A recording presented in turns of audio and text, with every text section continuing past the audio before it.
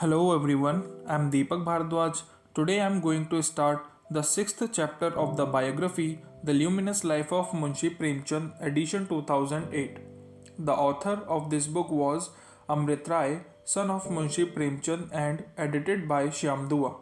This book was published by Tiny Tot Publications.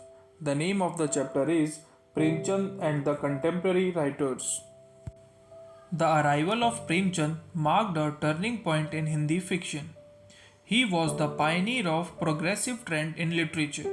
He selected very strong social issues of his time. He had read writings of his forerunners that had mystery, magic, suspense, and purism, but these subjects never appealed to him. At that time, the Hindi book market was flooded with hundreds of novels of these subjects. So, keeping in mind the new taste of readers, English and Bengali novels were translated into Hindi. Premchand turned the track of Hindi fiction to the realistic picture of the world. In this way, he prepared the way for Hindi authors to search for their individuality. During this time, he had many followers and fellow travelers. Premchand was having a strong grasp of social and national situations, which was much more than his predecessors. He was also having a forceful approach towards the plight of women, peasants, workers, and the untouchables. In the play Karbala, he had shown that Hindus and Muslims both had made sacrifices for Hazrat Hussain in the Battle of Karbala, so both should not have contrary elections among themselves. He was having such an advanced outlook and vision that it made a huge impact on the whole generation of Hindi novelists, where most of whom were his contemporaries. These authors also made efforts to make the Hindi fiction free of dictatorialism, sheer recordings of events, and indulgence in narratives under his influence.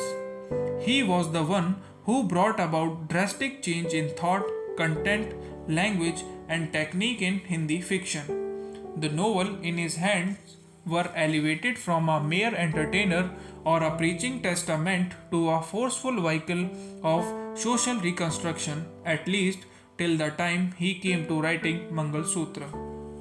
And in his great prose epic Godan, he demonstrated with a Spartan sobriety the tragic realism of rural world in all its depth and dimensions.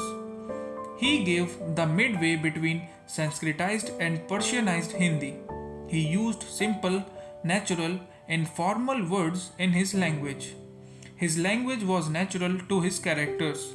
His novels were not just entertainers or a praising testament, rather, they were the pieces meant for social reconstruction.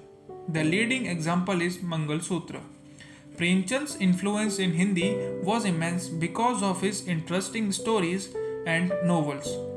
His first story in Hindi, Panch Parmeshwar, was published in 1916, and in 1919 his first Hindi novel, Seva Sadan, was published, and at that time he was already a notable writer in Urdu.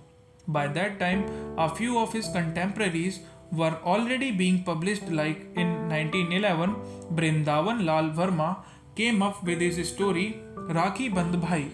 It was the same year when Jaya Shankar Prasad had written his story Gram.